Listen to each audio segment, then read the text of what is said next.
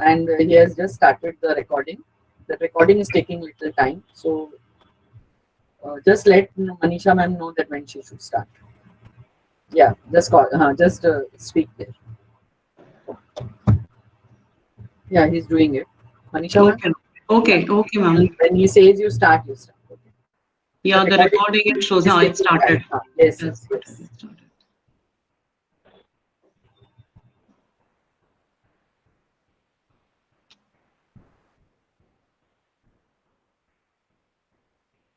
So welcome all of you students. I welcome you, Dr. Chima ma'am.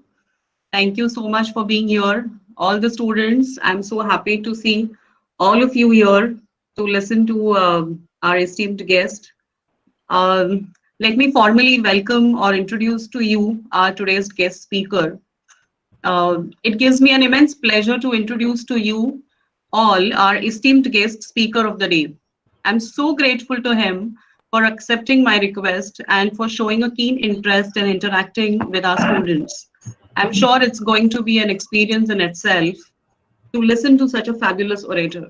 We welcome you, Mr. Shabri Nair, sir, for this interactive session on contemporary world issues from the lenses of the UN. Welcome you, sir. Mr. Shabri Nair recently took up the position of Labor Migration Specialist for South Asia, based in the ILO's Decent Work Technical Support Team in New Delhi. He provides technical advisory services to 7 countries in the sub-region, that is Afghanistan, Bangladesh, India, Maldives, Nepal, Pakistan, and Sri Lanka. Before joining this position, he was leading ILO's work on global migration policy, including for the intergovernmental negotiations and adoption of the Global Compact for Migration, and for the newly established UN network on migration, with postings in both the ILO headquarters in Geneva and at the ILO's office for the United Nations in New York. He was also a focal point for Asia and the Middle East in the labor migration branch. Prior to joining the ILO, Mr. Shabri Nair, sir, worked with the Swiss Agency for Development and Cooperation, Federal Department of Foreign Affairs, Government of Switzerland. His postings with SDC was as regional advisor on migration and development for South and Southeast Asia, and was based in Dhaka at Bangladesh.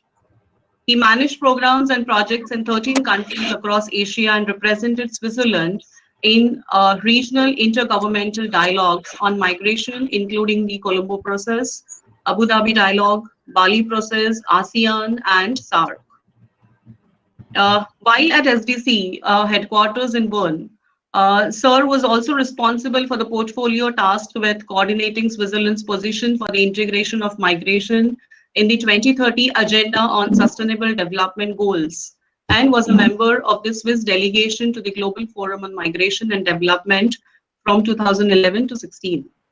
He has previously also worked with the UN Office of the High Commissioner for Human Rights, the International Organization for Migration, and at international NGOs.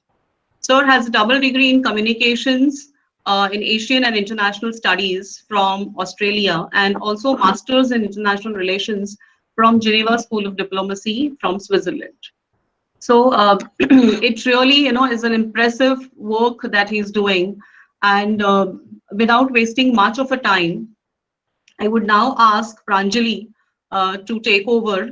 And our students have basically prepared a short video in order to introduce to you all about the UN as well as about the ILO. Okay, so over to you, Pranjali and Rasika. To welcome Mr. Shabri Nair, sir, the students have taken a small initiative in the ILO and UNO to the student panel. In order to introduce to the ILO, the students have prepared a small GNKC channel.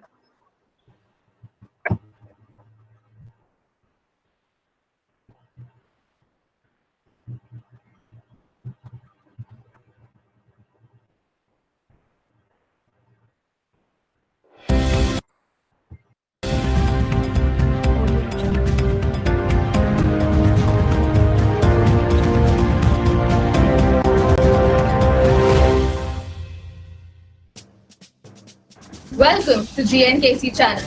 I, Pranjali Joshi, with my co-host Rasika Kamble, presenting to you our very special event, Beyond the Limits. Good morning, ladies and gentlemen. It is my great honor and pleasure to welcome you all to our special show, Beyond the Limits. We are really pleased to welcome our guest speaker, Mr. Shabri Nair, sir, as Sir is a labor migration specialist for South Asia in International Labour Organization. To get more detailed information, we are here today to discuss UNO's agency, International Labour Organization, whose mandate is to advance social and economic justice through setting international labour standards. Let us turn our focus to the panel we have here today to discuss regarding ILO. We have Ratasha D'Souza, Deepika Naik and Madhuri Agavi. We have Ranisha D'Souza, Nidhi Pawar, Dipali Pol and Divya Sarwalkar. Yes, thank you for having me here today. So basically, the ILO was founded in October 1919 under the League of Nations. It is the first and the oldest specialized agency of the UN. And to describe the UN, the United Nations is an international organization founded in 1945. It is currently made up of 193 member states. Its activities include maintenance of international peace and security, protection of human rights, delivering humanitarian aid, promoting sustainable development, and uphold of international law. It consists of 5 organs, namely General Assembly, the Secretariat, the Security Council, Economic and Social Council, International Court of Justice. Was created in 1990 as a part of Paris Peace Treaty that ended World War I to reflect the belief that the universal and lasting peace can be accomplished only if it's based on social justice. In 1946, ILO became a specialized agency of the United Nations. Its unique three-party structure gives an equal voice to the workers, employers and the government, providing a unique platform for promoting decent work for all. The ILO has 4 strategic objectives: promote and realize standards and fundamental principles and rights at work, create great opportunities for men and women to decent employment and income, enhancing the coverage and effectiveness of social protection for all, and strengthening the tripartism and social dialogue. In support of its goals, the ILO offers expertise and knowledge about the world of work, acquired over more than 90 years of responding to the needs of people everywhere for decent work, livelihoods, and dignity. International Labour Organization completed its century in 2019.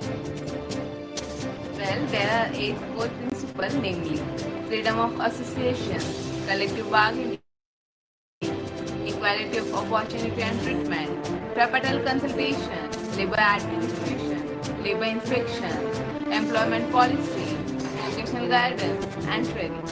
It serves as tripartite constituents and society as a whole in a variety of ways, including formation of international policies and programs to promote basic human rights, improve working and living conditions, and enhance employment opportunities. Creation of international labour standards backed by a unique system to supervise their application. An extensive program of international technical cooperation formulated and implemented in an active partnership with constituents to help countries put their policies into practice in an effective manner. Training, education and research activities to help advance all of these efforts. India, a founding member of the ILO, has been a permanent member of the ILO governing body since 1922. ILO's current portfolio in India centers around child labor, preventing family indebtedness, employment, skills, integrated approaches for local socio-economic development and livelihood programs, green jobs, value addition into national programs, micro and small enterprises, social security, HIV/AIDS, migration, industrial relations, dealing with the effects of the globalization, productivity and competitiveness, etc. Further, to discuss on this topic, we invite Mr. Shabri Nair, who in 2019 took up the position of Labour Migration Specialist for South Asia, based in the ILO's recent work technical support team in New Delhi. He provides technical advisory services to 7 countries in the sub-region, such as Afghanistan, Bangladesh, India, Maldives, Nepal, Pakistan, and Sri Lanka. Before joining BWT, he was leading ILO's work on global migration policy, including the intergovernmental negotiations and adoption of Global Compact for Migration, and for the newly established UN network on migration, with posting in both the ILO's headquarters in Geneva and ILO's office for the United Nations in New York. He was also a focal point for Asia in the Middle East in the labour migration round. After having a short overview of ILO, we are very pleased to welcome our today's speaker, Mr. Shabri Nair, sir. We would like, sir, to share his experiences with us.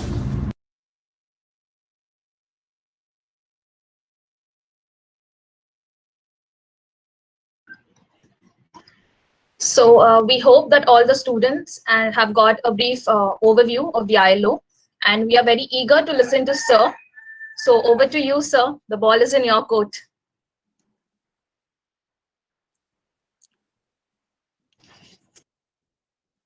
Thank you very much, Pranjali. Really appreciate that that introduction, and to you, Rasika, and everybody else who participated in that brilliant video presentation. I mean, what can I say, and how do I start? I mean, it almost gives me goosebumps, right? Just thinking about the research that has gone into the preparation of that video. So well done. I don't think there are many people within the UN system who would have such a comprehensive worldview of the ILO the way all of you have, especially in the lead up to the preparation of this video. So really appreciate this moment. First things first, can you all hear me and can you see me? Yes, sir. Yes? Yes, sir. Very good. Yes, sir. Great. Yes, sir. Thanks so Yes, sir. much. Fantastic. Thank you so much. And no, I'm really, really glad to be here. You know, in more ways than one. Usually, it is in conversations like this with what I'd like to consider the present and the future of India. You know, that I learn as much as I'm sure we will exchange today in terms of what I have to give you in terms of messages. So I'm looking forward to learning from you as much. That is really, I think, important for me to point out. I really liked the start of the video, and you called it Beyond the Limits. That's what the United Nations is truly about, isn't it? 193 member states. I heard somebody say that. 193 countries. Now, let's make this an interactive discussion, shall we? But before that, I also notice here the presence of Dr. Ravinder Kaur Chima. Madam, thank you very much for having me here with you, and to Professor Manisha, who really has been the one who has persevered in the conversations with me to get me here. So big, big thanks to you as well, Manisha, for this opportunity. Look, when we talk about how many limits we have in this world, let's before we get to the cosmic perspective that our universe is, and the fact that we have got these 193 member states, how many member states, how many states are there in India? Let's start with that. Maybe just a show of hands, if you know how many, or you can put that in your chat box. Does anybody know how many states there are in India? 29, says 29, Maima sir. and Anupama. I see Mohini say 28. So I got 128 and I get a lot of 29. Okay. I get 28 and 29. So how many states are there? So obviously there is a difference of opinion between those present here about the number of states in India, right? And that's fine. It's okay to have that difference of opinion. Now, the reason I ask that is because Kashmir was, it was decided in late 2019 that Kashmir is not going to be a state anymore, that it is now a union territory. How many official languages do we have in India?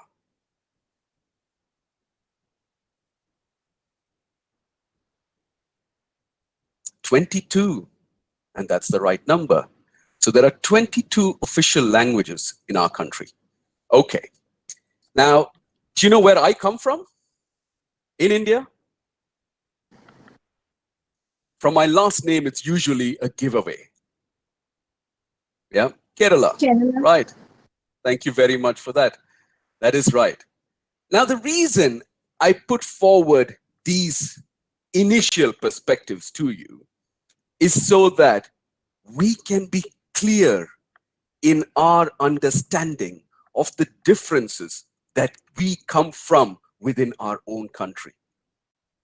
It is these very differences, the fact that we all speak multiple languages, the fact that we come from different parts of the country, the fact that we all have certain different cultural rootings.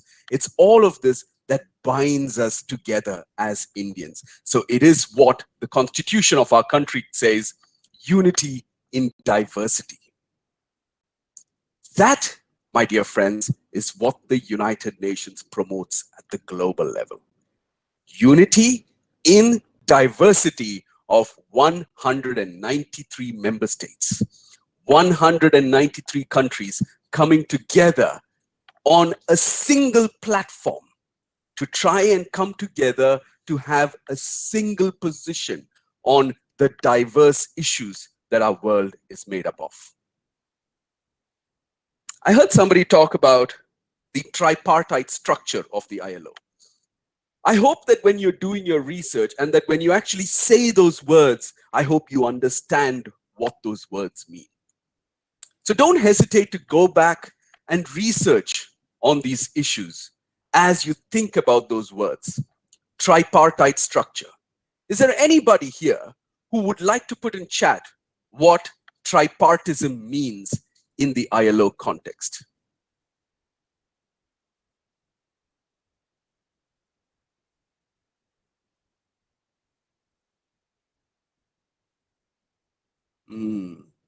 This time, the answers are not coming out as fast as I hoped, and certainly not as fast as it came for the previous questions that I put forward. And that's okay. That's perfectly fine. So let me then tell you what tripartism means. Deepika says 3 parts. You're right, Deepika. So then the question is, what are the 3 parts of the ILO? Every United Nations organizations, there are about 36 UN organizations.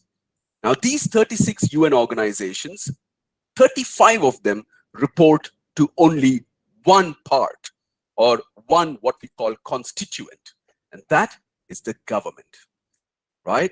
So 35 of these organizations report to one constituent, that's the government.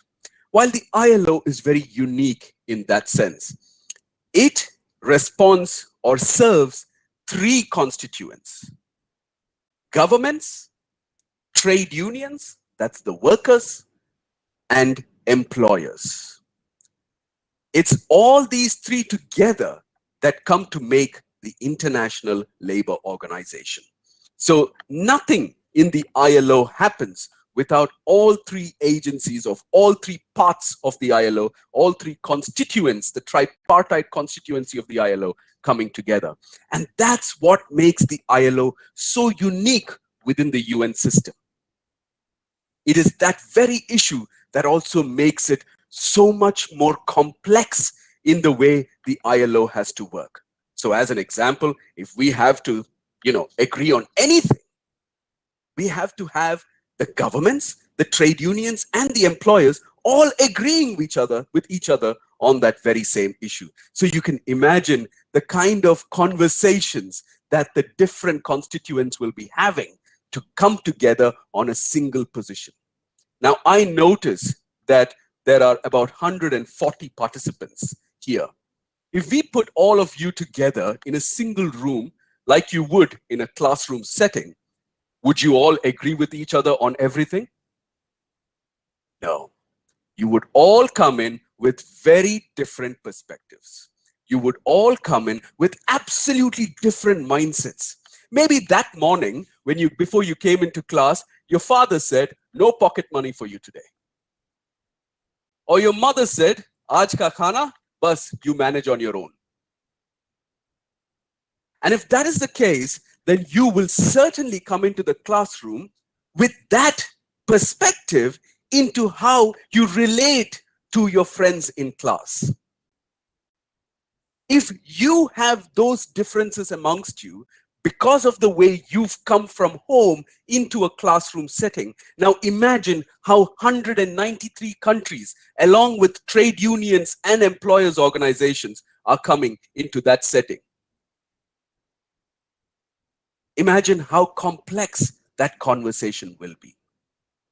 But that's why I find the United Nations to be such a beautiful platform of idealism. It gives you a practical sense to follow an idealistic path and to reach what we all heard as the 5 perspectives or the 5 goals of the United Nations, whether it is for peace and security, whether it is for upholding human rights, whether it is to ensure humanitarian context, whether it is to maintain sustainable development, all of these, as was mentioned by the students in the video. And that's what makes the UN so special. And that's what gives me, on a day-to-day basis, a daily privilege of going into work and thinking, wow, there's nothing that I would want more than this. The ability to say at the end of the day, today I may have done something to steer the world into a better direction. All right. I'm not going to give you lectures because I'm very bad at lectures, but I think it was important to set the tone, right? And this is the tone that I come from. What I'm going to say, and I noticed that it is more about the nuances of the UN world that you have given as the title for this seminar. So I'm going to give you 4 stories. And these 4 stories are very close to my heart. They are real life experiences that I've had over the course of the last many years of my career, which is actually not very long if you put it along those lines, because I'm sure Dr. Kaur and Professor Manisha, your own teachers in your system, have a much more of a vast academic experience than I can ever want to have. So really, those are the people who will be your advisors for as long as you're in the college, and take what they say to really put forth a lot of your own future perspectives forward. And these 4 stories, I'm going to give you in the name of 4 names. I'm going to take you around the world with these 4 stories. Okay? One will be a no name, because remember, I have not asked permission, okay, to talk about these stories. So there are certain stories where I will keep the name hidden, so that if at all this is a public, this goes public, this recording, then I wouldn't have to worry about that person calling me up and Shabri, kya bola? Right? So I would want to avoid things like that. So I'm going to say, I'm going to start with the first story. And the first story is about Imran. So if you have notebooks, one of the things you should know about UN officials is you will always find UN officials walk around with notebooks. Now, the notebook that I carry actually says this. It says UN Network on Migration, right? And you would have heard in the introduction that I was one of the people who helped establish the UN Network on Migration. It basically comprises a whole group of UN agencies that have come together to discuss the issue of migration. But my conversation now in these 4 stories, I'm not going to be talking about migration alone. I'm going to be talking about different issues that may relate directly to who you are as people. It certainly inspires me, so I hope that you will take a leaf out of these conversations. But the reason I mentioned the notebook is don't hesitate to take notes. Don't hesitate to, ask me questions. Don't hesitate to ask me provocative questions. Don't hesitate to say exactly what you feel like, because that's the beauty of being in school. That's the beauty of being in an educational setting, is to be able to speak your mind, right? So the first name is Imran, and this is my story and my encounter with Imran. Now, how many of you have heard of refugees? Yes? You've all heard of, I see Rasika raise her hand, very good. So you've all heard of refugees, right? And there are how many refugees in the world around? Okay, I don't expect you to answer that question, but if you know, please put it in the chat box. There are about 25 million refugees. Now that's a lot of people, 25 million refugees in the world.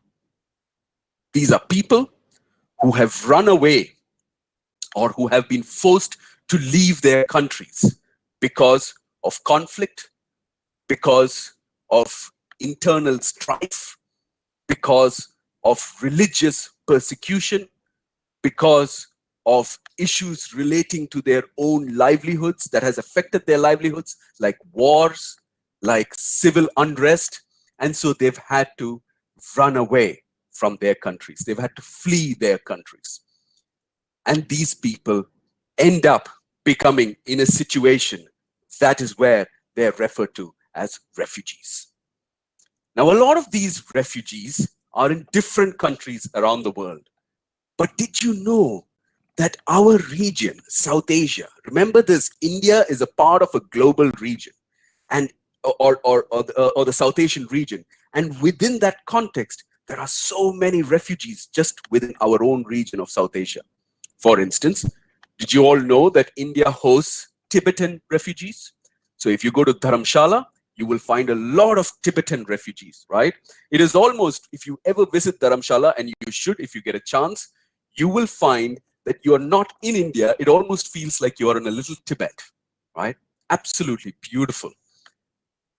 India also hosts Bangladeshi refugees who left in 1971 during the liberation of Bangladesh from what was then called East Pakistan. The government of India, or the country that is us, also hosts Sri Lankan Tamil refugees in Tamil Nadu. In fact, if you look beyond, India also hosts refugees from Iraq, Afghanistan, Sudan. So there are quite a few people from around the world, but they may not be people who you see on a day-to-day basis, right? But here's where the story of Imran struck me as being very important. This was in 2015. I was posted to Bangladesh.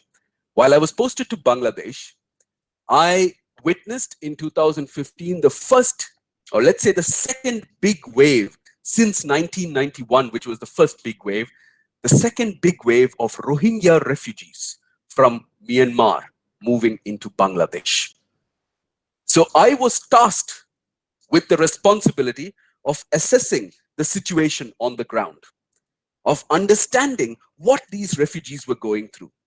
So I ended up in a refugee camp with a whole lot of other people trying to figure out what exactly is the situation that these refugees were running away from and what these refugees are living in, what kind of situations they're living in. So I was taken to a refugee camp. And at this refugee camp, I was walking around with a whole group of people. Can you imagine? I mean, you can imagine, right? Aapne to dekha hi hoga, when you walk the streets of Mumbai, and let us say there is a government convoy that is passing through the streets. What happens? All the roads are blocked, right? And the chief minister or the prime minister or whoever you think is the big politician, when they move, everything stops for them to move, because they're most probably running from one meeting to another meeting. But the point is that there is a huge entourage of people with them that go with them. I was in one such delegation. So I walked into this refugee camp in Bangladesh. It's in a small district called Cox's Bazar. C-O-X'(S), Cox's Bazar, B-A-Z-A-A-R. And in this district is also the district which has the largest shoreline with the Bay of Bengal, right? So it's a very special district in terms of tourism. There's a lot of tourism associated with this particular district. And can you imagine that it is this tourist district that hosts over 1 million refugees from Myanmar? So over 1 million mean over 10 lakh, right? Over 10 lakh refugees are living in one of the biggest tourism hotspots of Bangladesh, Cox's Bazar. So I was in the refugee camp. There was a whole lot of people around me. And while at the refugee camp, there was this young man who was following me everywhere. Not just me, but the entire delegation, whoever was there to visit the camp. At one point, the camp commander, who is a Bangladesh government official, invited me to visit a soap making workshop. Now, how many of you, as a result of COVID-19, have recognized the importance of soap? Do you all believe soap is important? Yes? Okay. But before COVID, did you think soap was as important? No, you knew that it was important, but perhaps you didn't give it as much attention. Right? Okay. But a refugee understood the importance of soap even before COVID came. So while I was in the camp and I was taken to the soap making workshop, I had a group of people, I saw a group of women refugees making soap because the women were asked to make this soap for all the refugees in the camp. And it's fascinating because I had never seen, of course, if you did chemistry, you would know how to prepare soap, right? Because it's a part and parcel of your chemistry classes, but I had not known previously how to make soap. And certainly it's not something that we would think refugees make. The point I'm trying to make is this: while there, I had Imran come up to me, take a bar of soap, and he said this to me. He said, "Sir, why don't you smell this bar of soap? It smells very nice." In English. My immediate reaction was, when somebody offers you a bar of soap, when you go to the shop, when you go to the grocery store to buy soap, how many of you take that bar of soap and you smell it? You may not even get the actual smell. 9 out of 10 times, you're smelling most probably the dust that is on that soap, right? But you have a feeling, agar sandalwood soap le liya, or if you take the Lux bar of soap, you want to still smell it and see before you put it in your bag to buy it. So similarly, Imran took that bar of soap and gave it to me and said, "Sir, why don't you smell it? Because it smells very nice." I smelt the bar of soap. It was very nice. Now, this bar of soap everybody is given a ration of this soap, meaning they're allowed to use 1 soap per week. And this 1 bar of soap they use to wash their bodies when they take a shower. They use this bar of soap to wash their utensils. They use this bar of soap to wash their clothes. You and I, on the other hand, in our respective houses, we have a different bar and brand of soap for every activity that we have in the house. But they all have just 1 bar of soap for all these activities. In fact, you and I will not even use each other's soap. Right? That's how lucky and privileged we are, because we can buy whatever soap we want to buy. I walked out of there, but what struck me as very interesting was that Imran did not hesitate to come up to me and say, "Sir, please smell this bar of soap. It actually smells very nice," in crystal clear English. So there were 2 things that struck me about him. One was his courage to walk up to a government delegate, which is what I was at the time. I was with the government of Switzerland. And the fact that he spoke to me in very good English, exactly the way you all speak now, the way you all spoke in that video presentation. And it really struck me as being important. So at one point, during our walk through the refugee camp, I called Imran to my side, put my arm over his shoulders, and I said, "Imran, tell me this. Where did you learn to speak such good English?" And he said, "Sir, by listening to people like you." Imran, in 2015, when I visited the camp, was 24 years old. How did I know this? Because he said he was born in the camp in 1991. 1991 was when the camp was first established. I went there in 2015. So he was 24 years old at the time. In the camp, there is a very primary form of education for refugee children, up to 7th standard. Now, can you imagine a refugee child speaking that kind of English? Do you think they'll be teaching them English necessarily in the camp? No. They just want them to learn basic mathematics, basic, studies that you may have had when you were in your school days. But with that, you cannot necessarily have the courage or the perspective to walk up to anybody and speak in such good English. But that's what Imran did. But the beauty about it was his ability to say that he learned that by listening to people like me, by listening to people like us. How privileged should we consider ourselves to be? The fact that today all of you present here don't have to listen to learn. Your professors here are actually teaching you on a day-to-day basis in terms of what you should go on to be, what you should learn, how you should use these learnings in the real world out there when you get out of college, as you get into work. How will you use history in terms of your own perspectives going forward? While Imran, on the other hand, learned English by listening to people like us. And this is when I keep telling myself that we cannot take our education for granted. Forget taking soap for granted. We cannot take our education for granted. And we have to, on a constant basis, be privileged for the education that we are receiving. Because that, to be very honest, it is the education that I received that has got me to where I am today. So I really have big thanks to say for my parents, for the country that I come from, that we did not have to run away from wars and conflicts to be able to then listen to learn. But I'll tell you something, you take Imran now and you give him a seat in your college or any other college out there, he will most probably do much better than all of us, because he has learned how to listen to learn. So before you talk first, listen, because when you listen, you're communicating as much in a more important way. My second story is about Fatima.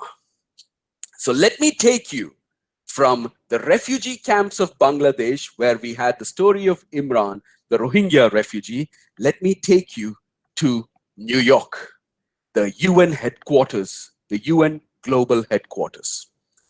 There I met Fatima, a diplomat from a country that is called Comoros, C-O-M-O-R-O-S. How many of you have heard of Comoros? Have you heard of Comoros? Not necessarily. That's fine if you haven't. Okay. Comoros. All right. I see Divya say yes, and Rabia and Kanchan saying no. And that's perfectly fine, not knowing where Comoros is. Comoros is a small country off the eastern coast of the continent of Africa. It used to be a French colony. So like how we were a British colony, and therefore we speak English automatically, a lot of people from Comoros speak French. That is one of their official languages. And it is from this very small country that I met the diplomat that was representing this country, Fatima. Fatima was representing not just this country, Comoros, her country, but she was representing as the coordinator of the 54 countries of Africa. So I was in this intergovernmental negotiations, which you read from your introductions. I was in these negotiations where each country, depending on how they want to negotiate, they will either negotiate on their own Like for instance, India will negotiate on its own because India is big, India is powerful in the world stage, and therefore feels that it can have a negotiation that is, in a way that it can take up on its own. While on the other hand, Comoros and a number of African countries in particular come together as a group. They negotiate as a group. So for instance, when you go and you speak to your school management and you want to put some demands forward, if Rasika and Nidhi and Disha and Sohit decide to go individually, the school management may not listen. Right? And you say, teacher, professor, aaj class nahi chahiye. Right? Why? There is a quarantine outside. But they'll say, we don't care whether there's a quarantine, you have to come to class. But then if all of you go together, and there are about 140, 150 people here, and you put forward a memoranda to your management, they're going to say, okay, we cannot not listen to them. So there is a lot of importance of coming together as a group, right? Keep this in mind as you have your next negotiation with your management, right? And I'm sorry, Professor Chima and Professor Manisha, if I'm giving your students ideas in terms of how to negotiate with the management. But the reason I mentioned this is because Fatima was coordinating 54 countries' position from the Africa group. Can you imagine 54 countries coming together under the leadership of one lady, one individual? Yesterday was International Women's Day, so let's perhaps dedicate this conversation to Fatima, right? One lady who was leading the work of or coordinating the position of the entire Africa group, 54 countries. During the negotiations, you will always notice, if you ever come to the UN General Assembly, the next time, go into YouTube and type UN General Assembly speeches. It will be very interesting for you to see how the UN General Assembly works. I heard about people talk about different committees, the 5 committees in the UN and so on, right?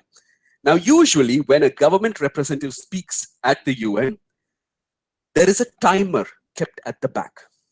And the timer will count down, will give you 5 minutes, will give the government representative 5 minutes to speak. And the timer will start counting down. 5 minutes, 4:59, 4:58, 4:57, goes down to 0. When it reaches 0, it will start blinking red.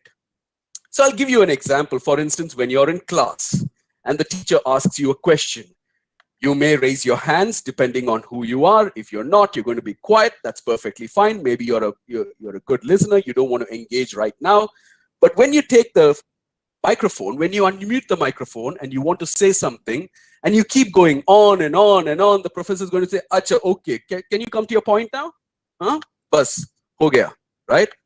This is exactly what happens in the UN system, which is, as the timer starts counting down and it reaches 0, when it reaches 0, it blinks like this. It goes red, 0. That means the government representative should now stop talking. So therefore, the chair of the meeting, the person who was convening the meeting, said to the distinguished delegate of the African group, I kindly request you to stop because your time is up and I need to go to my next presenter. You know what Fatima said? Fatima said, sir, I am speaking for 54 member countries. Either you can let me finish my speech in another 5 minutes, so that's 10 minutes overall, or you can let each one of my 54 countries speak for 5 minutes each. Which would you prefer? That was the end of that timer. They took that timer and they threw it away. Immediately as she said that, one other country raised its placard. It's what we call right to reply procedure within the UN, right? The right of reply procedure is where any country that feels very strongly about something can immediately raise its flag and say, we would like to intervene. And therefore, one country, which I will not name, picked up the floor and said, Thank you very much, Mr. President. We completely agree with the position that was taken by the coordinator of the Africa group. Any government that wishes to speak and say anything that they want should be allowed to say it, irrespective of how long they take to say that. But what does this teach you? This teaches you what Gandhiji has always told us about where we come from in this country. The history of our country is rooted in united we stand, divided we fall. So, the power of the group, the power of multilateralism, the power of coming together, the power of joining forces. Remember this, you individually will never be able to accomplish anything in this world. Mohandas Karamchand Gandhi did not accomplish or did not on his individual terms lead India to freedom. This country was led to freedom by a group of people, by a country coming together and joining forces. And that is what you always need to keep in mind when we talk about the power of a group. This is the reason why when the ILO gets together in conversations, I heard somebody talk about the 8 fundamental conventions of the ILO. One of those fundamental conventions is the freedom of association, is the freedom to collectively bargain. So coming together as a group, association, coming together as a group is what takes your perspectives in a stronger form going forward. My third story is that no name. So this is the story of a fiery Indian diplomat. And again, a lady who I had the privilege of meeting while I was serving in Geneva at the ILO headquarters. There was a meeting of a group of member states.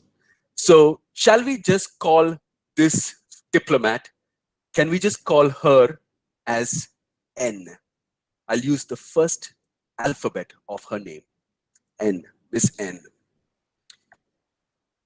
While in this conversation, we were all sitting together listening to a very high-level UN representative talk to us. And this high-level UN representative was from one of the Western countries, had a very clear vision of what he wanted for that meeting. And this was about 30 countries that were sitting together listening to what he had to say. While there, he said, I don't understand why these meetings are filled with low-level civil servants. I want to take decisions now. And to take decisions now, I need people to react quickly.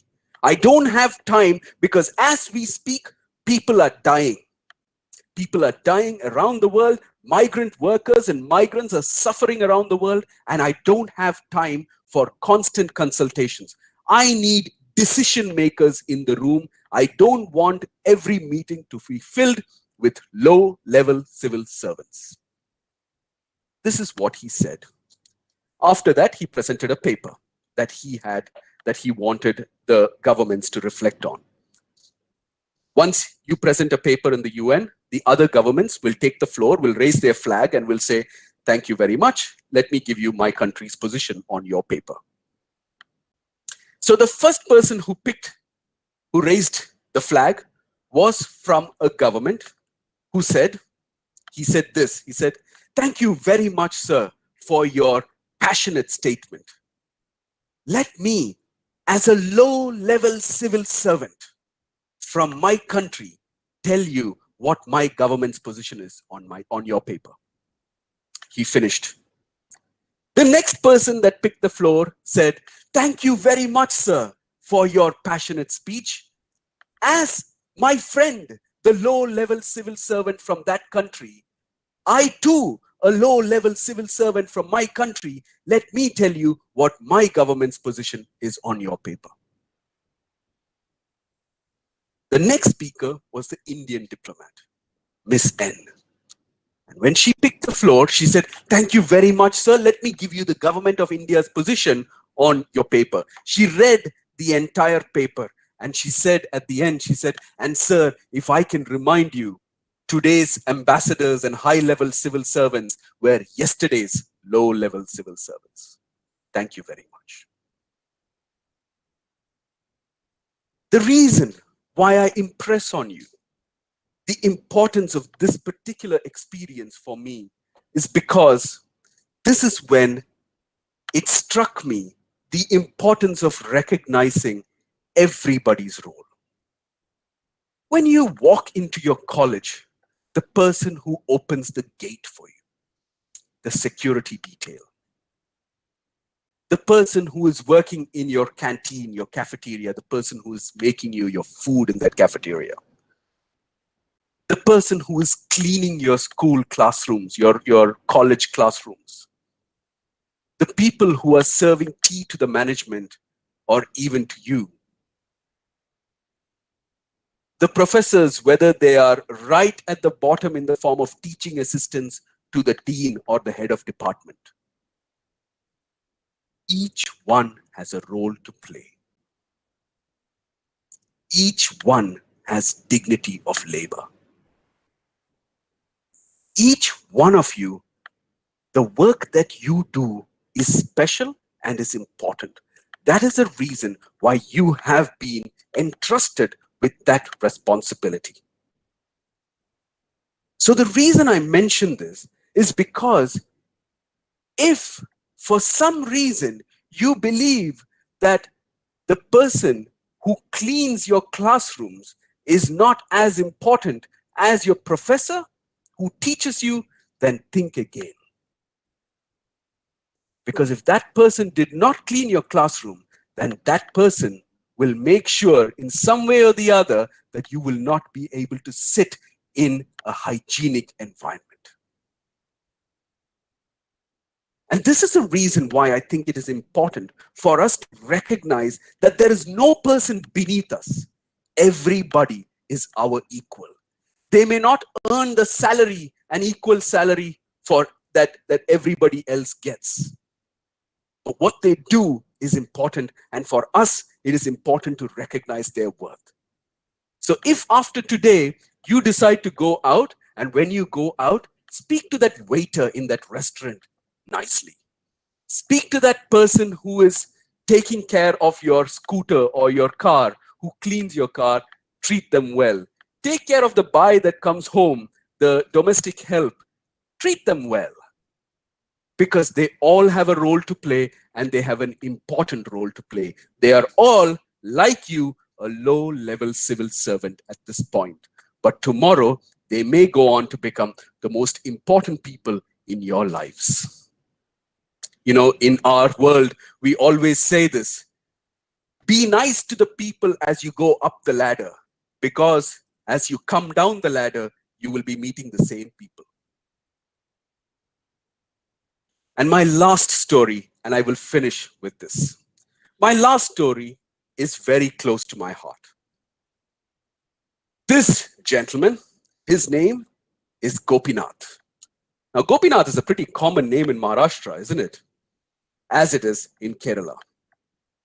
And Gopinath is my dear father.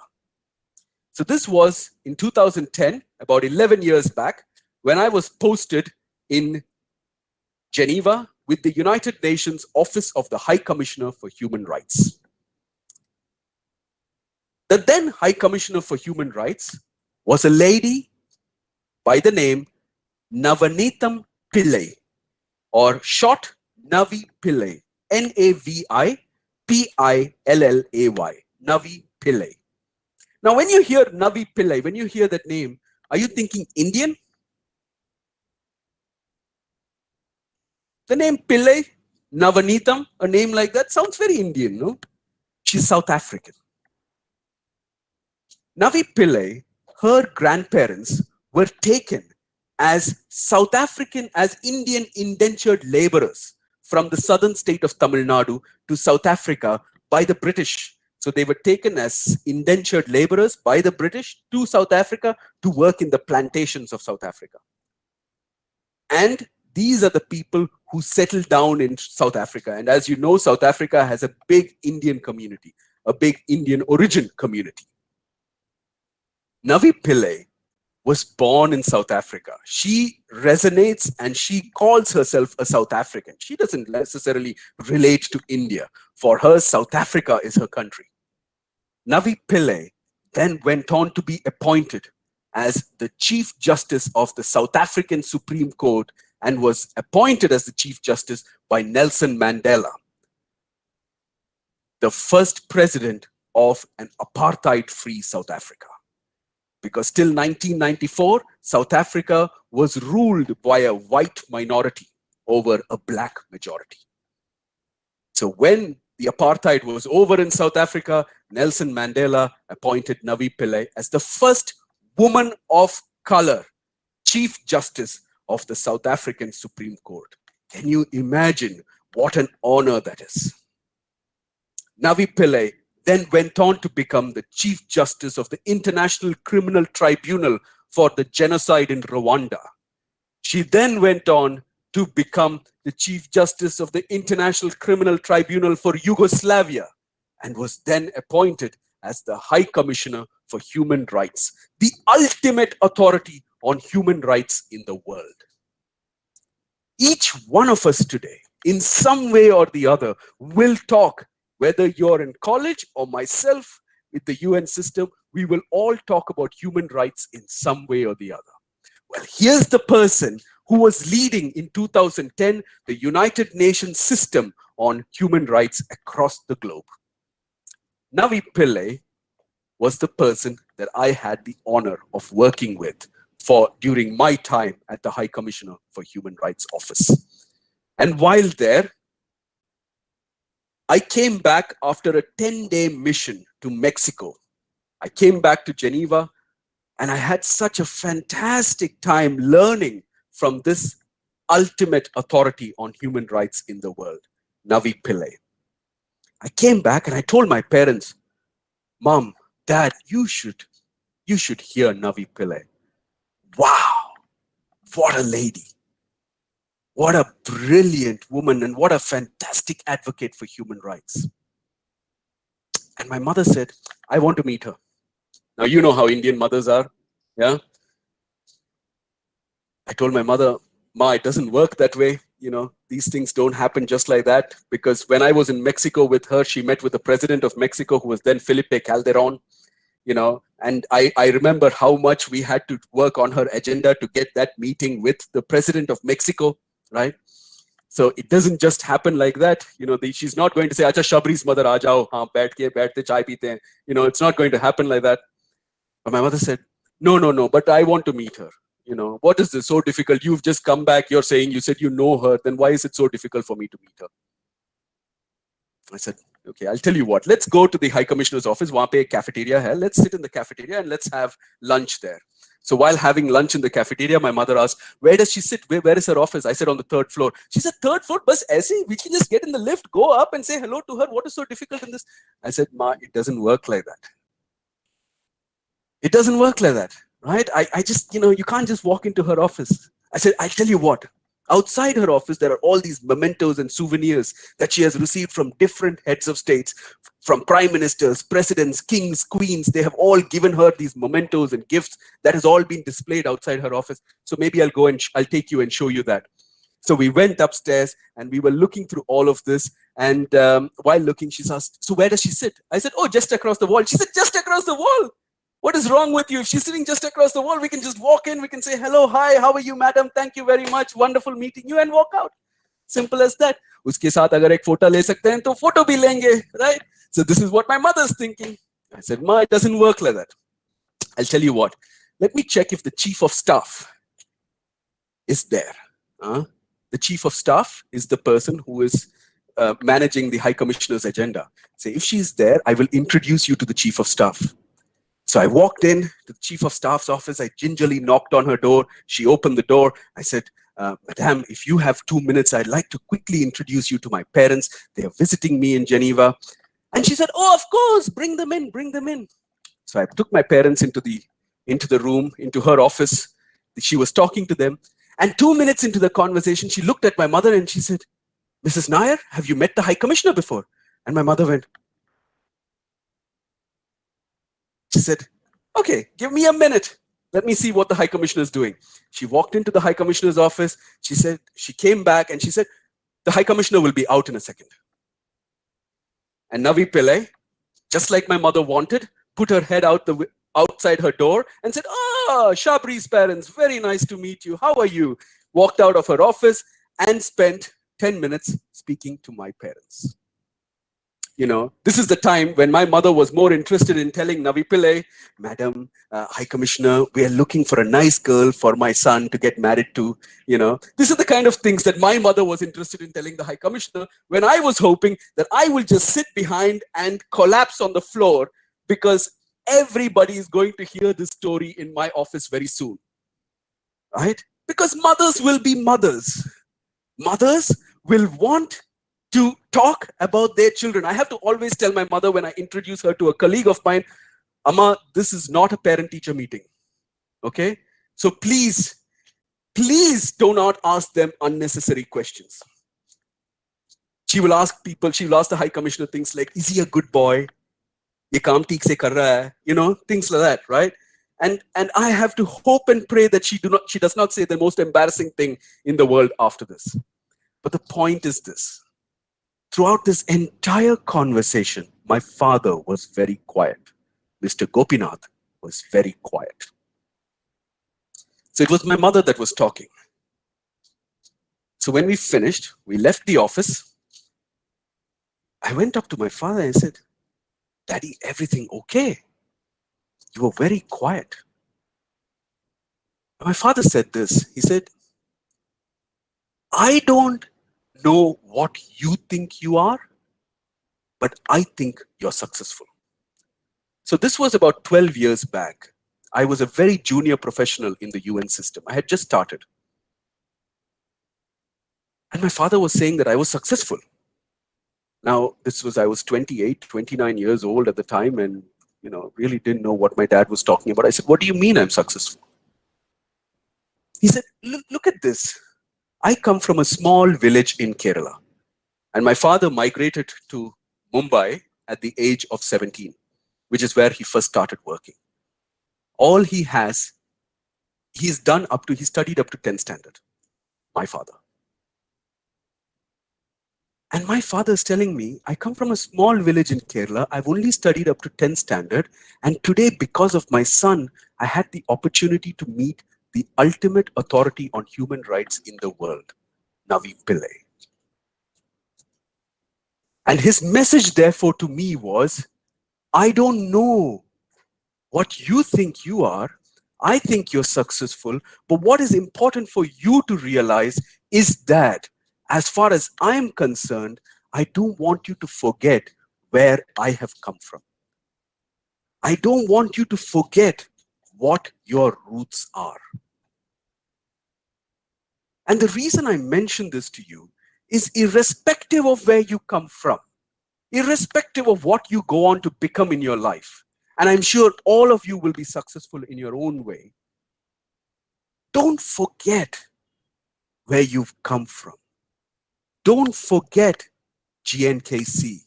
Don't forget Dr. Chima and Professor Manisha. Don't forget the people who have helped lay your foundations. Don't forget your parents and the hard work that they have done in giving you a good education. Don't forget the roots and the culture that you belong to, because no matter what you go on to do, you will all be in your own ways a very high-level civil servant, the ambassador of India in your own perspectives, in your own actions. With that, thank you very much. I really appreciate this opportunity, and I hope that we can all continue these conversations in some way or the other. Thank you. Thank you, sir. Oh, thank you. Thank you so much, sir. That was indeed an absolutely a delightful experience for all of us to listen to the stories.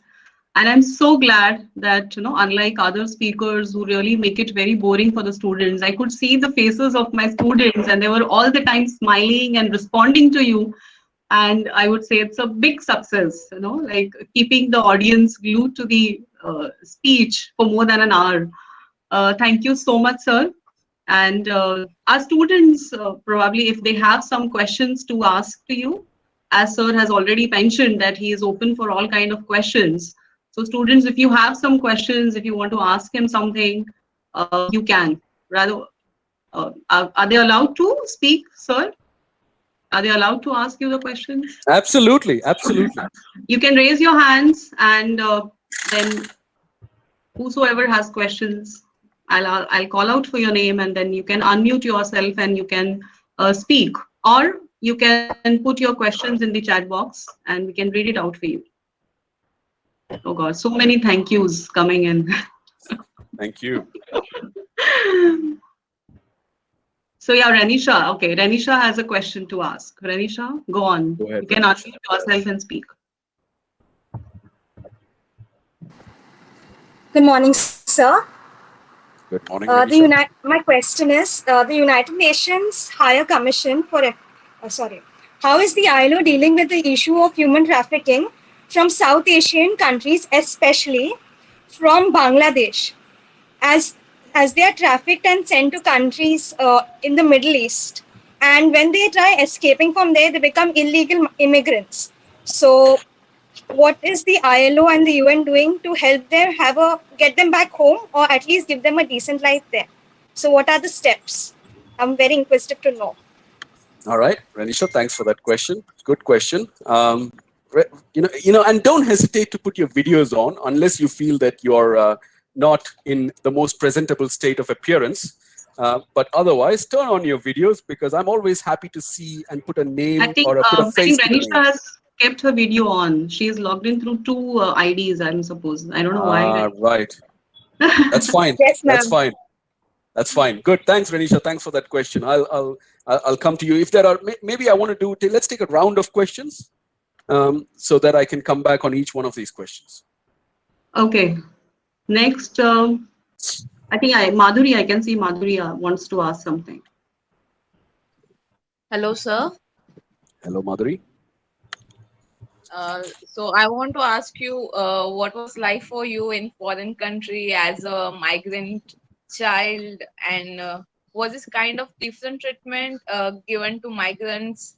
How easy or hard was it for you to cope up with the native students, and what are the challenges you faced? Right. Interesting. Thanks very much, Madhuri, for that question. Okay.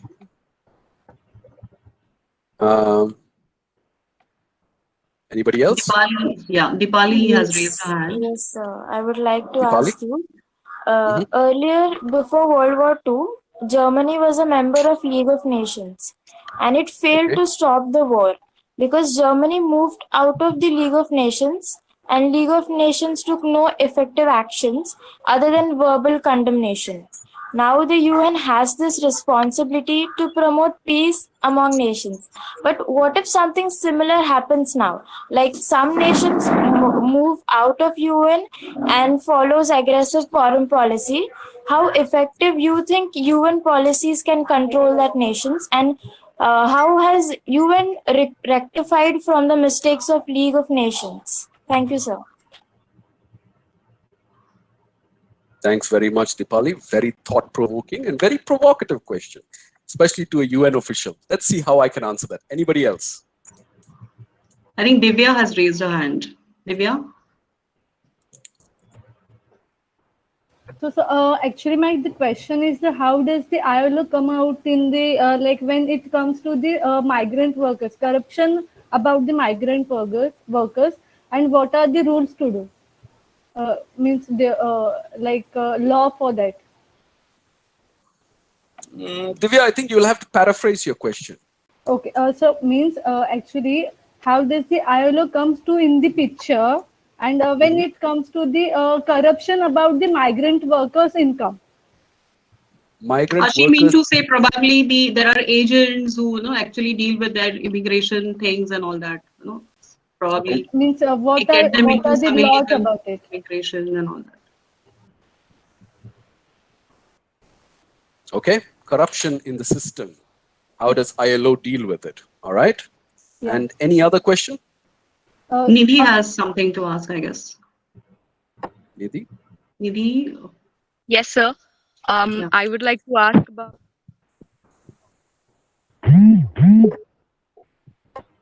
Nidhi, we cannot hear you properly. Ma'am, can you hear me now? Yeah, I can hear you. Sorry for the disturbance, sir. I would like to ask about the North Koreans who have run away from their country. Since we know that North Koreans are forbidden to migrate, and even if they do travel, there's always a government agent with them. So, should you think that other countries should be more acceptable and susceptible towards the runaways of North Koreans?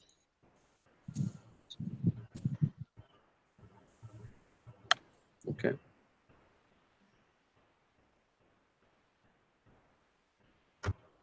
Nidhi, before I answer this question, I have a question for you. What made you think of North Korea?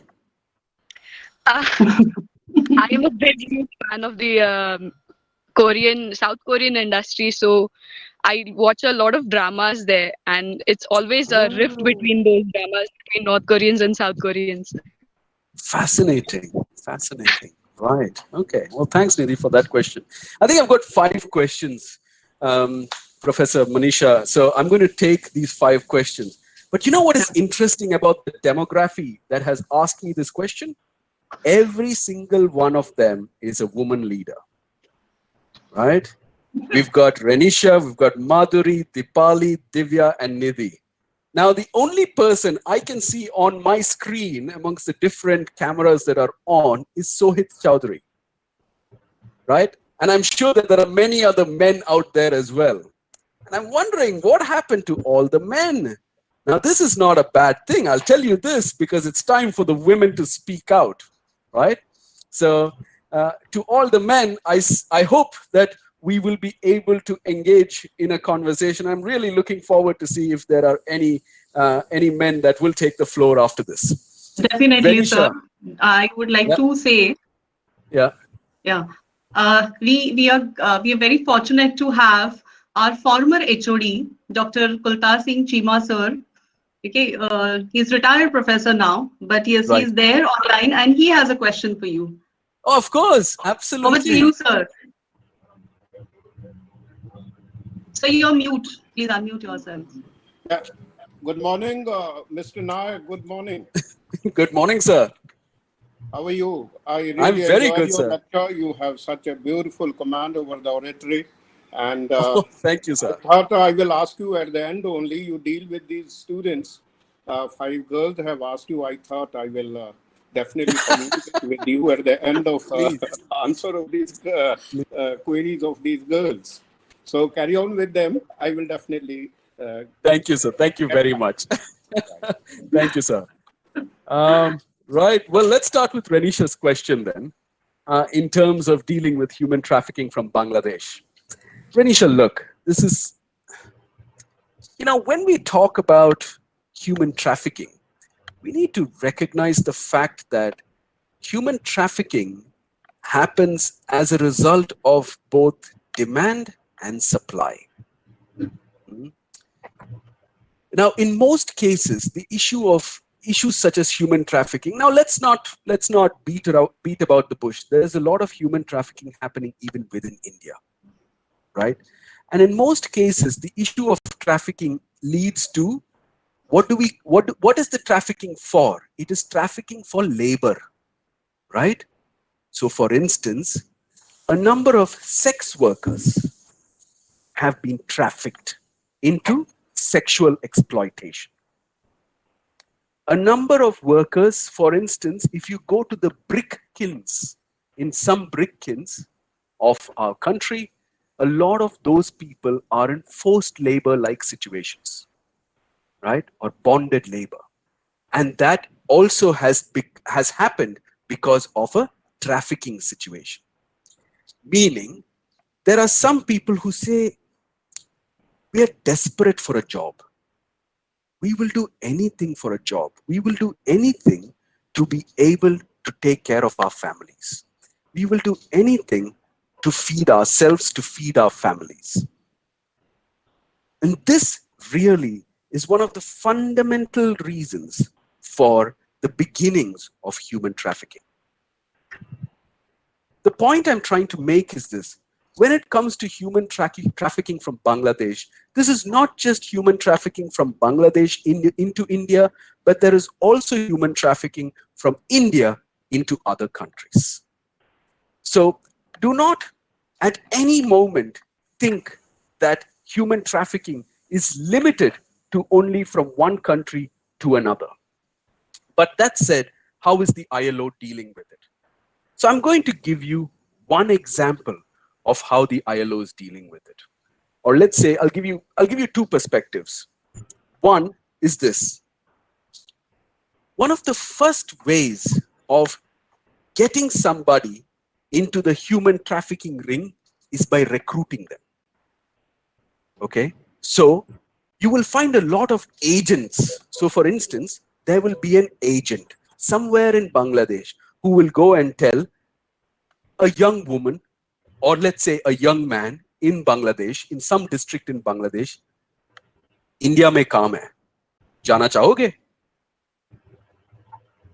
And that person will say, of course, I don't have a job here. I cannot take care of my family. I've got my elderly parents. I've got a wife or a husband. I've got children, and I don't know how to take care of them. I am in poverty.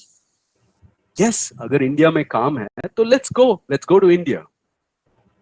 This agent who is sitting there in Bangladesh will say, okay, so I'm going to give you a way to get into India, लेकिन उसके लिए visa पड़ता है. Passport चाहिए और passport में visa चाहिए. But I'll tell you what, I'm going to, if you give me 5 lakh taka, so in Bangladesh, the currency is called taka. You give me 5 lakh taka, I will take you. Okay. You don't have to give me, you don't need a passport or anything. I will take you through the border into India. And that person ends up in India.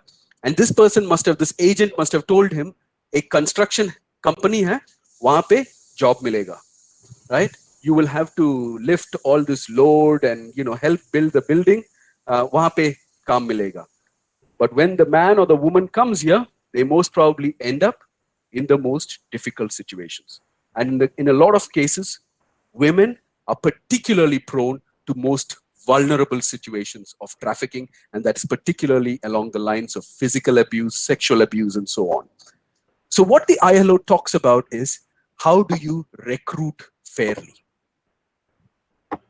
So the first thing that we do, and in this context, we would look at recruitment.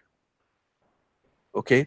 कि ये recruitment का process, what is the process of recruitment, and how exactly can we make sure that that process is not filled with such kinds of people, these kinds of issues where they are taking exorbitant amounts of money from these people and then leading them into trafficking like situations. So this is certainly one way that we would look at it. The second thing is this. The ILO works very closely with the government. So what we do is, and you would have heard this from my introduction or about me in my profile, is I provide advisory services to governments, right? So in that process, when I speak to a ministry, when I speak to a government ministry in Bangladesh, let's say, or in India, I would talk to them about how they can change their laws, or what are the perspectives within their existing laws that can be strengthened, where the loopholes can be, covered, where the gaps can be bridged. How can we strengthen their existing policies and laws to ensure that people are not trafficked? So these are very two efficient ways for the ILO to work on it. But one thing I want you to know is this, Renisha, not a single one of these elements will work just because the ILO says it should work. It will only work if the government, there are so many different ministries in every government, right? So for instance, the government in the government of Bangladesh, there will be a Ministry of Foreign Affairs.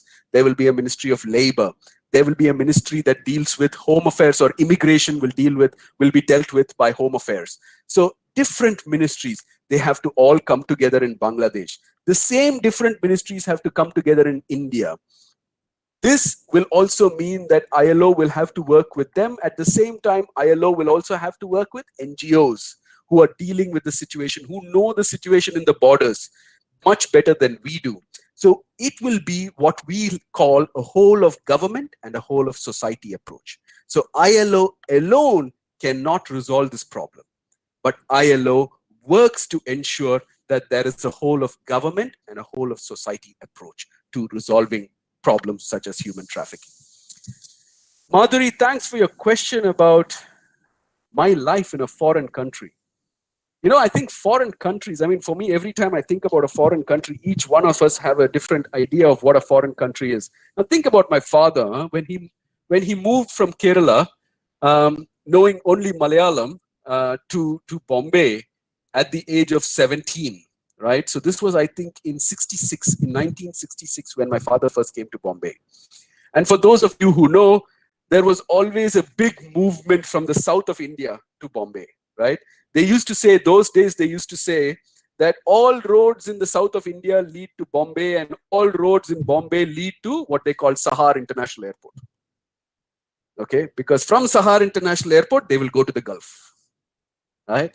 So that's the migration movement that my father had, because I grew up in the Middle East, which is where I had a big part of my initial life. But when you move along those lines, I don't think my life was very difficult in comparison to what my father's life was like. So as an example, when my father first moved to Bombay, you know, he didn't know any Hindi, which is the case, right? Even now, most people from Kerala don't know any Hindi. I just pretend to know some Hindi, right? But most people from Kerala otherwise would hesitate to speak in Hindi.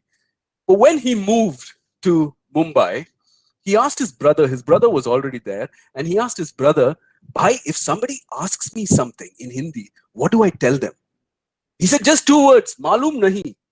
Whoever asks you anything, just say "Malum nahi," right? Now that's easy, no? We all know "Malum nahi." It's very easy as an answer.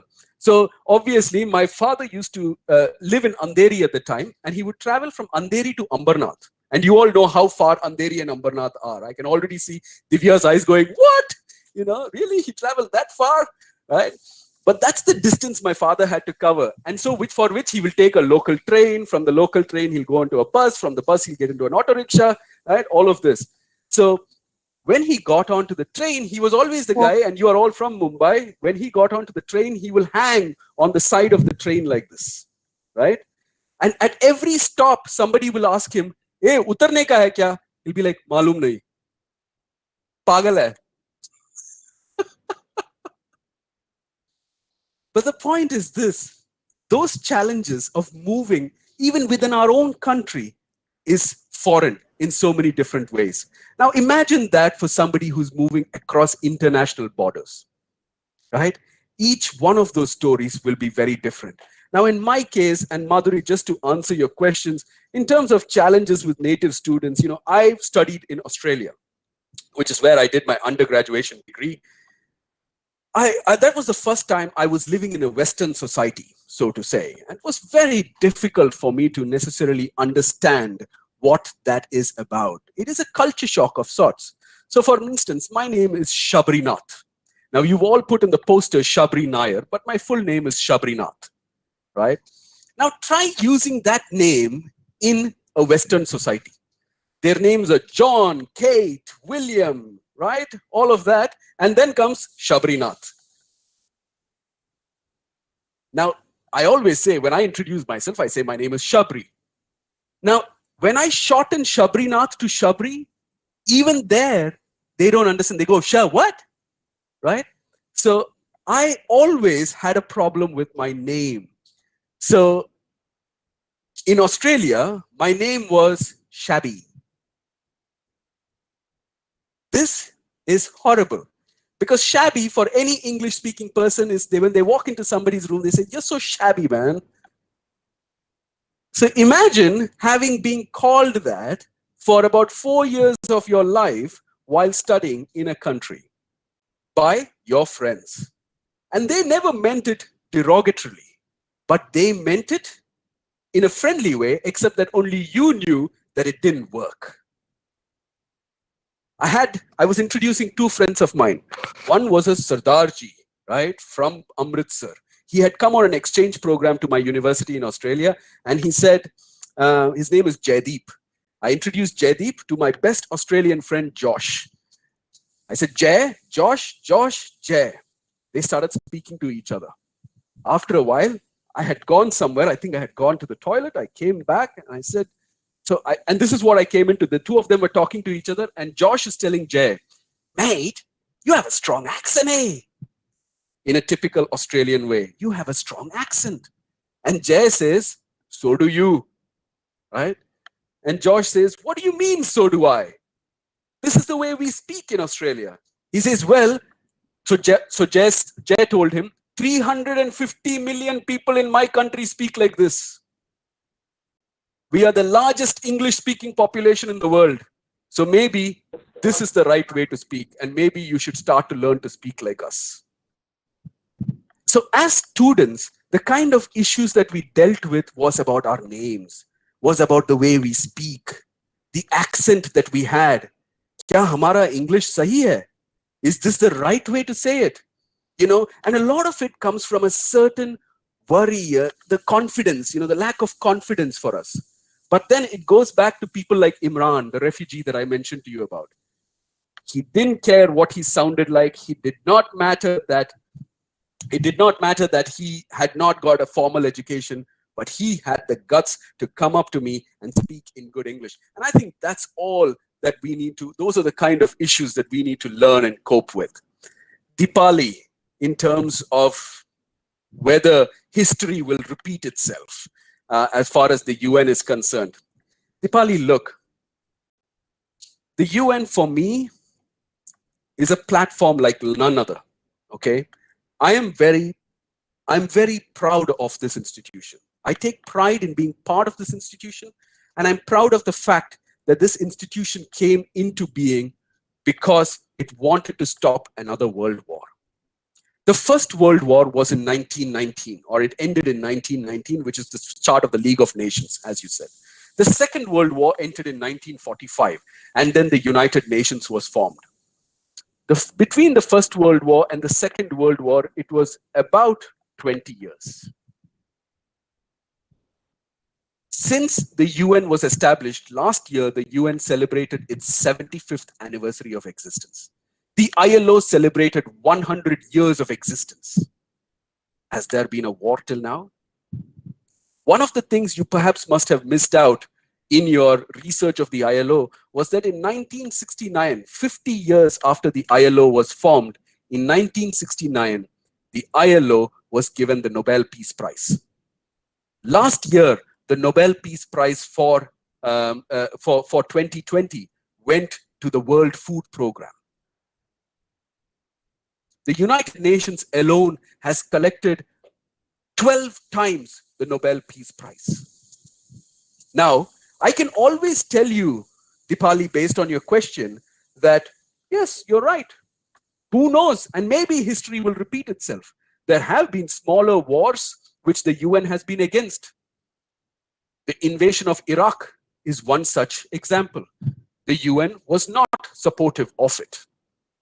In fact, a role model of mine, Sergio Vieira de Mello, a former Brazilian international civil servant who worked with the United Nations, was sent as the special envoy of the UN to Iraq. And he was killed while in service in Iraq. But the point I'm trying to make is this, that these things will happen. The question is, are you going to blame the UN for it? Or are you going to say, what are the governments in the UN doing about this? So if history had to repeat itself, I would have said, well, the history should have repeated very soon. But the fact that we have managed it so well all this while, for me, gives me a sense of optimism. that we've not had a third world war up till now. And if anything, write to your own governments, because it is the UN's role is to provide a platform for our governments to sit there and to talk about peace and security. And if it is about talking about peace and security and maintaining that, then the responsibility for this does not lie with the UN, it lies with the governments. And if the responsibility lies with the governments, then it is the UN's responsibility to constantly remind these governments of what they created the United Nations in the first place for. And that's what the UN strives to do on a daily basis. Divya, in terms of the corruption in the migration system and how does ILO deal with it? Look, this is a very, very difficult topic in terms of corruption and transparency. Because at the end of the day, whether it is human trafficking or migration or poverty or food or education, everything is about paisa. It's about money, right? And that, for instance, they say in some countries, corruption is over the table, right? They say, you have to pay this much money if you want to get a job. Okay, sir, here is 10,000 rupees. In some countries, they say corruption is under the table. In some countries, they say corruption includes the table. What kind of a country do we come from? Do we come from a country where there is corruption? And do we come from a country where corruption is over the table, under the table, or includes the table? Because if it is any one of them, then there is a problem in the system. And this problem is across the board. Now, how is the ILO working on it? The ILO works on it, once again, with the governments in question. We try to strengthen the policies. We try to strengthen the legal frameworks so that corruption cannot necessarily happen. We try to make sure that these policies and legal frameworks are enforced and implemented. Only if they are implemented will corruption not happen. But at the same time, as President Lee Kuan Yew, the former president of Singapore, once famously said, he said, if you give peanuts, you will get monkeys. What he meant by that is, if your salary is very low, then that person will have to, at the end of the day, in some way or the other, resort to other means to satisfy his monthly income. How many of you in this audience, amongst you, are guilty of corruption? How many of you have paid bribes? How many of you were stopped on your scooties on your way to the college by the police and by the constable, and you tell the constable, sir, 100 rupees le lo na, jane do. If you have done that, then you have been equally responsible for corruption in our country. So I believe that when you talk about corruption within the migration system or the corruption within the system and the UN's work on it, it's a way in which we have to talk to all people across the board. We have to talk to everybody so as to ensure that whether it's the person themselves or the government institution or the government employee themselves, that they're all in it together. That this is not about just saying, how can one or the other stop it? We need to be able to come together. And the final question from Nidhi, with regards to, should other countries be more accepting of North Koreans? Nidhi, I believe the answer for that is not one that I will be able to say as a UN representative, and I'll give you my personal opinion on this. My personal opinion on this is this. This is like the Rohingya refugees example that I gave.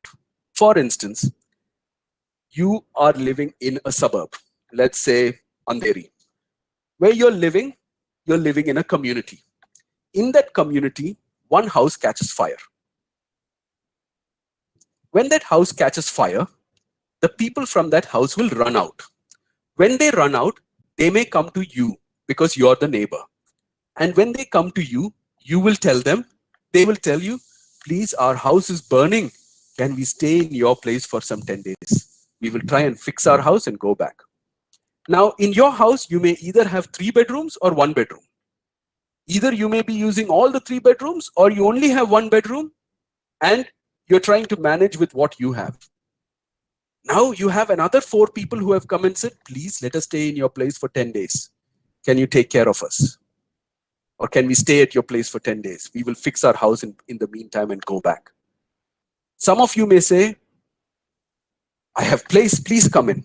Please come into my house. It's okay. It's perfectly fine. Some of you may otherwise say, I don't have enough space for myself and my family. Where will you sleep? Where can I give you space to sleep in my house? Either ways, it's not a wrong answer. It's perfectly fine because only you know your circumstances. Now, within that context, if the North Koreans or anybody was fleeing from their country because of issues that they have in their own country, then I think other countries in the surrounding areas have to be acceptable of them. That is, if they can. So remember this, most countries take these decisions based on their own country situation. Now, did you know that Bangladesh is a poor country, but it has taken over 1 million Rohingya refugees? Do you know how many Rohingya refugees are there in India? About 60,000. But do you know that we have a problem with having refugees in our country? Ours is a big country, no? Bangladesh is one of the most densely populated countries in the world, and yet they have taken over 1 million refugees from Myanmar. This is important for you to recognize that that is how Bangladesh's perspective is. I'm not saying that India can do that. India may not want to do that, but that is up to taking into consideration our own situations. And in the case of North Koreans in particular, just so you know, Nidhi, as you follow soap and the different soaps from these countries, TV shows and so on, South Korea is actually one of the most accepting countries of North Koreans who run away from their country. Of course, the cultures are very similar. The language is exactly the same. They may speak it in different ways, but the language is very much the same. And the Korean Peninsula is perhaps the right place for somebody who's fleeing North Korea to be in. I'll stop there unless there are any other questions. We have Chima sir who would like to ask a final question to you. Chima sir.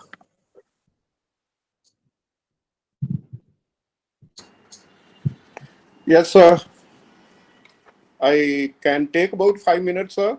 Please, sir, please. Yeah. I'm a retired person now, and I really enjoyed your talk. It covered practically everything, right from League of Nations. And I just wanted to add that League of Nations was established to bring about peace, but it failed simply because the powerful country like US, the one which proposed the League of Nations, could never become a member of it. Number two, the rise of dictatorship. All these students and the teachers must be knowing that how Hitler, Japanese, and Mussolini violated the terms and regulations, rules and regulations of peace of this particular body, League of Nations, and it failed miserably. Within 20 years, as you said, the Second World War started. ILO is one of the most important organ of the UNO. I was quite interested to communicate with you that I was listening to one of the documentaries on the this Al Jazeera, that particular television network. And they were showing the horrible conditions of Rohingyas in Bangladesh. It's a matter of few days back only. And those, some people were interviewed and they were simply crying to go back to Burma, what we call Myanmar. What I say, like you had personally gone over there, ILO body, the representatives and the various other NGOs and even the international bodies, they had visited and they had seen the condition. Now they have earmarked one far away island where they are making like a container, like boxes type, where these people, they will be made to stay. And in the interview, really, it was so touching that the people, majority of them, they said, we are very uncomfortable over here. We want to go back. In such a situation, does ILO play any effective role? Because as you said, it's a tripartite. Tripartite is between the governments. There is no employer, there is no employee, it doesn't come. This is a migration of the general public. But do you think like ILO can effectively play any role in bringing these refugees in Bangladesh back to their homeland, because they originally belong to that particular area? Number one. Number two, I was quite interested to know that in West Asia, you know, from your home state also, and from my Punjab original state, a lot of people, they have been working as laborers in West Asia. And West Asian labor rules, you know, they are not at all, I mean, favorable to the employees. They take their passport immediately on arrival, and they really exploit where the labor, I mean, wages, etc. are concerned, particularly that country where now the football, world football will be held, that stadium, which is mainly built by our own labor, I mean, Indian labor. Horrible conditions prevailed over there. Many people died also. And the rules are such that the government of India also tried to interfere, but nothing concrete came out of it. In such too, there are many which the time permit, I may discuss with you. But in such two situations, like when ILO does come in the picture to effectively, I mean, convince these governments or the countries to look into these grievances. Absolutely, sir. Thank you so much for that. I mean, Shima sir, I am very grateful for you coming in along these lines. Let me perhaps start with, you mentioned about the history, and I have a theory on this, Shima sir, and I think I think history for me is, it was one of my favorite subjects in school. So in fact, when Professor Manisha contacted me saying that she was a professor of history, I said, let's talk, right? Let's talk. But here's my little worry about history. I think history is his story. If we can change history to herstory, I think we would really be able to sit in a situation where, things are looked at from a very different lens. History is about, when we talk about the failure of the League of Nations, I remember when I was studying international relations, my professor would always say that the failure is always looked at from the sides of those who are victors. We read history and we study history from the side of those who conquer, not from the side of those who conquered. But I think to a large extent, this is the change that the United Nations is trying to bring about now.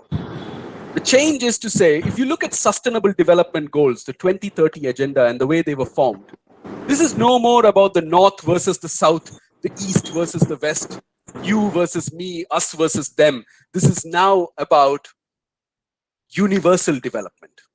The fact that what happens in India affects South Asia. What happens in South Asia affects Asia, and what happens in Asia affects the rest of the world.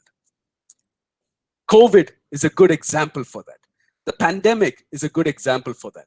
Even if one person is infected, then nobody is safe. Or nobody is safe till everybody is safe, right? And that, to an extent, is the perspective by which the UN works. But this is just a reflection, sir, of your very right assessment when we talk about the historical perspectives and where we are today. I mean, if you look at it in one way, there is a reason why the UN Security Council reform to have more than 5 permanent member states, currently ruled by the United States, United Kingdom, France, Russia and China has still not changed. But we still have 10 rotating members, and we hope, even within the UN, there are conversations around these lines with regards to UN reform, UN Security Council reform, and so on. Nonetheless, coming to your very important question, sir, in the context of Rohingyas, let me start by saying, yes, the ILO works on the issue. How do we work on the issue? Two ways. One is, when 1 million Rohingya refugees are living in a district, Cox's Bazar district, we have to look at the issue of the host community. The host community, as I mentioned, the ILO is a tripartite structure. So we've got employers, we've got trade unions, and we've got the government. So the host communities, how are they surviving? So one of the things that we work with very closely is we work with the government, trade unions, and employers in Cox's Bazar district to ensure that the host communities, that is the Bangladeshis of Cox's Bazar, that their jobs are not affected, that their livelihoods are not affected, that their issues with regarding to freedom of association, collective bargaining, those are not affected. The fact that they still earn a decent wage, the fact that they are still able to get social protection, whatever little allowance that the government can give them, that all those issues are still maintained for the host community. And the other angle to that is in terms of integration of refugees. So this is a more sensitive topic. The issue of how do you integrate a refugee in the host community. So one of the things is that a lot of these refugees are still not given the title refugee. Refugee as a title is given to them only when the High Commissioner for Refugees, the United Nations High Commissioner for Refugees, recognizes them through a predetermined, what we call, refugee identification system. If they are identified as a refugee, then they are given a refugee card, a card which literally says that they are a refugee. And that is given by UNHCR. Now, out of this 1 million people, I would say that close to 90% of them, that is about 900,000, don't have refugee status. They are still called undocumented Myanmar nationals. Now, within that context, these are people who are not in the refugee camps. They are outside the refugee camp. And when they are outside the refugee camp, because they also speak a dialect of Bengali or Bangla, as they call it in Bangladesh, these people end up integrating, or let's say, getting into the blood flow of the work culture in Bangladesh. So you will find young Rohingya refugee women working in households as domestic help. You will find young refugee men working in the construction sites or working in the fisheries industry, catching fish. Now, the point is this, that to a large extent, where ILO comes in would be to try and say that these two ecosystems do not clash. The ecosystem of the local community and the ecosystem of the refugee community does not clash. Because you can imagine a lot of Bangladeshi young men will say, even I want a job, but I am not getting the job because the Rohingya refugee men are getting the jobs. So the Bangladeshi men, the young man from Bangladesh will say, I need 100 taka per hour. But the Rohingya refugee man will say, even 50 taka is okay for me. Now, who will the employer pay more money? Will the employer pay more money to the local or to the Rohingya refugee man, right? But this is where the ILO would come in and say, well, then it is important that they are not, this clash doesn't happen, that people are not going to be fighting with each other, and that the employers and the workers are going to sit together to identify the right minimum wage. So it's a whole range of things, sir, and I'm really being very superficial and just scratching the surface as far as my answer to you is concerned. The other thing is the angle that you brought about international migrant workers. I'm from Kerala, sir. As you can imagine, like you coming from Punjab, we both come from states where we are used to seeing people from our states moving to other parts, particularly West Asia. In that context, the conversations are equally difficult. And why is that difficult? If you look at it in one way, we as India, we are a powerful country that can have bilateral negotiations with Gulf countries, okay? meaning that when we sit in these processes, in meetings, we can notice very clearly that the people who come from our countries are, and by that I mean India, coming from India, are much more respected and appreciated, because Indians come across a different range of skills. You will find that professional Indian who's an accountant, a lawyer, a doctor, an engineer. You will also find Indians right at the bottom of the line, which would be a domestic worker, a construction worker, working in the agriculture sector. So you will find Indians across the board. But from most other countries, the movements are very much predominantly focused on low and semi-skilled categories, right? So one is in the way the other governments, particularly in West Asia, how they view us, how they view the different countries. The second is there is a very unhealthy competition between our own countries. I'll give you an example. In 2016, Nepal instituted a policy, or 2014, they instituted a policy called free visa, free ticket policy, which is, they said, anybody who is taking migrant workers, Nepali workers overseas, the employer should pay for their visa and ticket. This is what the Nepal government said. The moment they said this, the employers in the Gulf countries got very upset. They said, why should we pay for their visas and tickets? You won't believe it. Immediately, some of the other countries in the region, that is India, Pakistan, Bangladesh, Sri Lanka, they all said, no problem, you can take from us. We don't have free visa, free ticket policy, right? So our worker will pay for the visa and the ticket. My point is this, we are all living in countries where there is no decent work at home. And because there is no decent work at home, we are constantly trying to find jobs for our people in other countries. We are trying to capture the labor market in other countries. And when there is an unhealthy competition amongst our own country, who is the worst affected? The worker. The migrant worker is the worst affected. So this also leads into more problems. But again, sir, there's a whole range of issues associated to this, and I think that requires a separate bilateral conversation between us. Yeah? Thank you very much for the question, sir. Thank you, Mr. Shabrinath Nair. Your name itself is so, it's a religious name. Shabri is quite often referred in Ramayana, if you remember. Correct, sir. Shabri. Correct. The only reason is, that is the reason why, that is the reason my father added the Nath at the end of the name. Because otherwise, they would people. Yes, absolutely. But my name comes from Shabri Malay. I know. In Kerala. But even for those reasons, I'm infamous, because the Supreme Court has just said that any woman who wants to go to Shabrimala can also go, right? My point is, I'm usually stuck between a rock and a hard place because of my name. No, sir, really impressed by your talk. Wonderful it was. Thank you very much. Thank you, sir.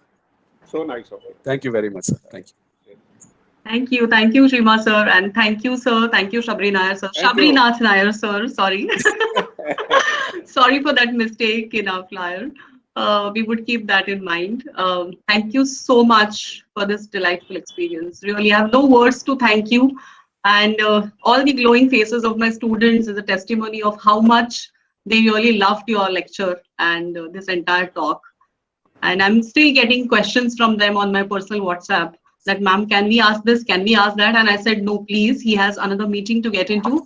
So you can send me the questions. I'll try and forward it to him so that, if time permits, he can reply to you for those questions. Thank you so much, sir. And finally, I would like to ask Dr. Ravinder Kaur Shima, ma'am, to present the formal vote of thanks in just a minute so that sir can leave. He has another. So formally, we will relieve him. Thank you so much, Amisha ma'am. And yes, Sabri sir, really, we are so much impressed by definitely the session. But what I have really been imbibing, I think we should, and all the students should, is the learnings from your experiences. That was really wonderful. We teach sometimes these things in general, like moral values and all those kinds of sessions, but then I think the experiences are the best which can teach us a lot. And always life is a learning process at any age, at any stage. It is a learning process. So the students, I think, are really so happy to have all those kinds of lessons what they have learned from your experiences, and the way you have shared those experiences. So you have touched the hearts of our students, and that is visible from there. And we are really so fortunate to have you, sir. And on behalf of the Department of History, on behalf of our HOD and the college management and the principal, we express our sincere gratitude to you, sir, for giving us, it's nearly 2 hours that we are, and still we feel that it should not be over and we should go on and on. That is what we feel. But yes, we have to wind up at some point. And another very important takeaway was the unity which you mentioned, which we always also keep telling our students. There are small things which we sometimes ignore, which comes through such kind of sessions, besides all history and geography and all issues what we always discuss. So, and just one line to mention, and we'll wind up with it. Thanks to Chima sir also for joining us, and he is again a very into person when we talk about world history and contemporary issues. He has a lot to speak on, and that is how he was listening to you. And just one thing I would like to share, Manisha, that I had visited UNO sir in 2012, and I can't tell you the feeling which I really got there by sitting on that chair where India was written, and the way your mother was also feeling happy about meeting people. Even we were looking towards that. So the visit itself, was because we teach it, so that becomes more. We are more sensitive to that, and we are more. It's a lovable place, sir. It is really wonderful, and you are so fortunate to be there, and we are fortunate to be discussing things with you and interacting with you. And thanks to all the students for all their efforts. Wonderful show put up by all these organizers, and I must say that the students have really worked very hard, sir, to put up this introductory session which you have seen, and I appreciate their efforts also. And big thank you to Manisha madam for bringing such a great expert for the interaction for our students, for the knowledge what they wanted and the experience what they wanted to.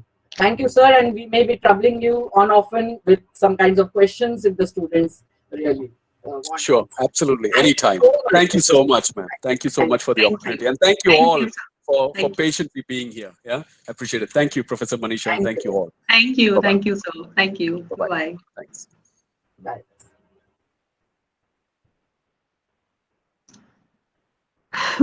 So my dear students, there is a feedback form link which is there posted in the chat box. I hope everyone is filling it up. Half of the people are saying that it is not being open. Ma'am, they have to Yes, ma'am. sign in with the college account. Yeah, they have to. No, they can sign it. They have to. They have That's the reason it's not happening. They are not. That's the reason. This is the problem. This is the problem that happens every time. Ma'am, now one thing they can do is copy paste the link in their email. One minute. Alvin, please stop the recording. Yeah, please switch off the recording. Alvin, please stop the recording. And I think YouTube, we are not putting the link of feedback, right? Are we putting? No. No. Okay. Because there, he has stopped. He has stopped the YouTube, I think. No, it's still on. Still on. Ma'am, it's still recording. Yeah, Aldrin is not there. So let us stop the recording and then talk. Just a minute, ma'am. Okay. Yes. Stop the meet recording. And thank you so much, Aldrin.